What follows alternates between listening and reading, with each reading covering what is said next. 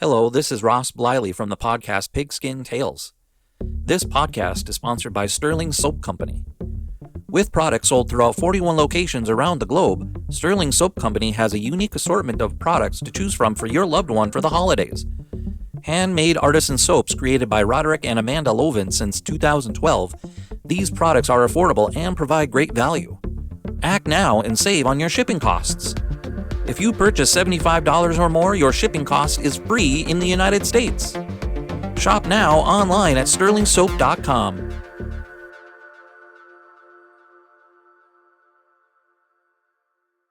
Hey there, sports history fan. This is Darren Hayes, host of the Pigskin Dispatch and Jersey Dispatch podcast. I hope you've enjoyed another great episode here on Sports History Network. Now, speaking of sports history, this episode was brought to you by Firefly Books, and they have two great ones for you this summer. For basketball fans, they have the NBA 75, The Definitive History by author Dave Zarum, who's appeared on our Jersey Dispatch podcast recently. He tells about the experience, the thrilling journey of the NBA, from its humble beginnings to its modern glory. Uncover the untold stories of triumph, controversy, and the greatest stars of the game. This isn't just a book. It's courtside seats to over 75 years of NBA history. And for the golf enthusiasts, swing into The Golf Round I'll Never Forget by Matt Adams. Relive 50 of golf's most memorable moments through the eyes of the legends themselves. From Garcia's triumph at the 2017 Masters to Nicklaus' miraculous 1986 comeback, it's the closest you'll get to walking the fairways with golf's greatest. Get your summer read on. Grab a copy of NBA 75 or The Golf Round I'll Never Forget, available online or at your favorite bookstore. This podcast is part of the Sports History Network, your headquarters for the yesteryear of your favorite sport. You can learn more at sportshistorynetwork.com. Hello, sports fans, and welcome to another edition of Yesterday Sports on the Sports History Network. Today we'll have part 3 of the Billy Martin story. And where we left off last week, Billy Martin had just been hired by the Oakland A's. Billy had his work cut out for him with a team that had finished the 1979 season with 54 wins and 108 losses. But if there's one thing Martin excelled at, it was turning losing teams into winning teams, even if it was just a short-term fix. The A's finished the 1980 season with an 83-79 record, 29 wins more than the previous season, and Martin won the Manager of the Year award. Charles Finley sold the team before the 1981 season, and the new owners gave Martin complete control over the team. By early May, the A's had 20 wins and only 3 losses. Martin had the A's playing an aggressive, intimidating style of baseball in which they weren't afraid to take chances. A sports writer called it Billy Ball, and the name stuck. After the fast start, the team cooled off considerably, losing 10 of 11 games at one point. But after 60 games, the A's still had the best record, 37-23, in the American League. On June 12th, the players went on strike for nearly 2 months. The A's resumed play on August 10th and finished the season with a 64-45 record, the best in the American League. They swept the Royals in their first playoff series, but were then swept themselves by the Yankees. The A's and their fans had high expectations for the 1982 season, but nothing went as planned, resulting in a dismal 68-94 record. Some blame Martin for overusing his young pitching staff in 1981. Although the A's ownership did not hold Martin responsible for the team's poor performance, they did express concerns about his off-the-field behavior. Martin, still a heavy drinker, was on his 3rd marriage and was openly having an affair with another woman during the season. As if this wasn't bad enough, Martin wrecked his office in a fit of rage when team officials denied his request for a loan. That was the last straw, and Martin was fired for the 6th time in his managerial career. His tenure with the A's was the only time in his managerial career that he lasted 3 full seasons before being let go. The 1982 Yankees wrapped up the season with a 79-83 record, their worst record since 1967. Steinbrenner hired and fired 3 managers throughout the season. In January 1983, he hired Martin for the 3rd time. Despite the ongoing drinking, fighting, and infidelity, Martin guided the team to a 91-71 record. However, that record was only enough for 2nd place, which wasn't satisfactory for George, who dismissed Martin again and offered him a job as a scout. Yogi Berra managed the Yankees in 1984, leading the team to an 87-75 record.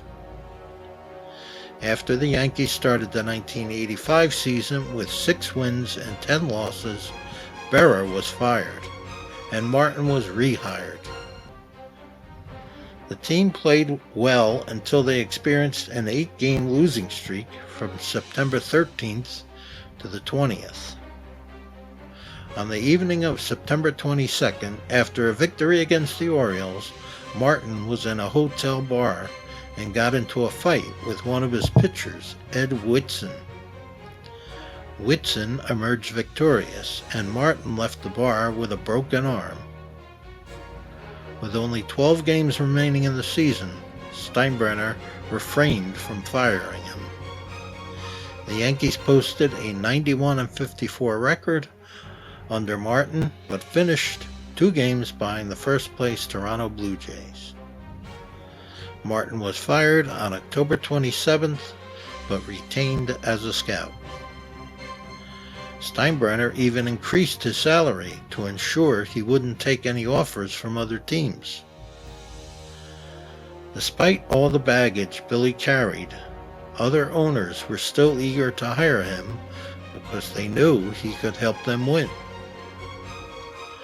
Despite all the problems Martin caused for himself and Steinbrenner, George genuinely liked Billy and hired him as an advisor for the 1986 season. Martin also did some broadcasting for the Yankee games with his former teammate Phil Rizzuto. On August 10th, the Yankees retired his number 1 and presented him with a plaque in Monument Park. After the Yankees finished 5.5 games out of first place in 1986 and 9 games out in 1987, Steinbrenner rehired Martin as manager for the 1988 season. It didn't take long for Martin to get into trouble again. It was more of the same: drinking, fighting, marital issues, and disrespecting umpires. Martin was suspended for 3 games after throwing dirt on an umpire, and while this was not the first time, it would be the last. Martin was fired again, leaving the Yankees with a 40-28 record. Steinbrenner kept him on as an advisor. On Christmas Day in 1989, Martin and a friend went out drinking. While driving back to Martin's home in upstate New York, they slid on black ice and crashed into a ditch. Martin was pronounced dead at the hospital. He was 61 years old. Some believe Martin should be inducted into the Baseball Hall of Fame. Although he may never have managed a team long enough to deserve that honor, he does have some impressive credentials. Number 1, he took over a struggling Twins team and within a single season led them to the ALCS. Number 2, he took over a losing Tigers team and in just 2 seasons had them playing in the ALCS. Number 3, he took over a losing Texas Rangers team, formerly the Washington Senators, and within a year they achieved a winning record. This was only the second time in the team's 14-year history that they had a winning season. Number 4, he took over a Yankees team that was average at best, and within a year they won their first pennant in 12 years. The following year, the Yankees secured their first World Series title in 15 years. Number 5, he took over an Oakland A's team with the second worst record in the league, and within 2 years they were playing in the ALCS. Number 6, in 1983, he once again took over a struggling Yankees team and turned them around. He did it again in 1985. Number 7, he won Manager of the Year award in 1976 and again in 1981.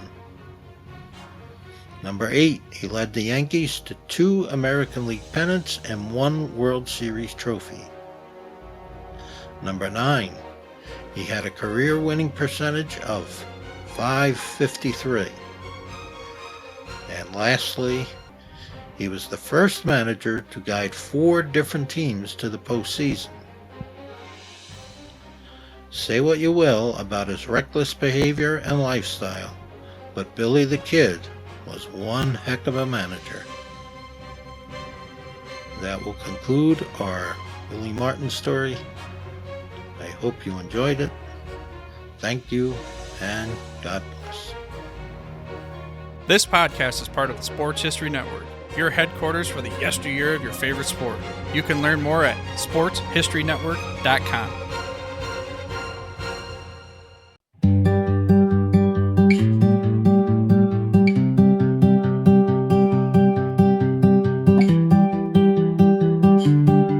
The Sports History Network, where legends live on and the past plays loud. Welcome to the place where history's proud, from gridiron glory to the hardwood stars, from the racetrack heat to Olympic bars. It's the voices, the stories, the moments you miss, told by fans and pros who live for this. Hook and Themic, the Sports History Network, where the past comes alive. Podcasts and blogs that keep the flame high, from Babe to Brady, Alley to the Dome. If it's history and sports, then this is the home. SportsHistoryNetwork.com, the headquarters of sports yesteryear.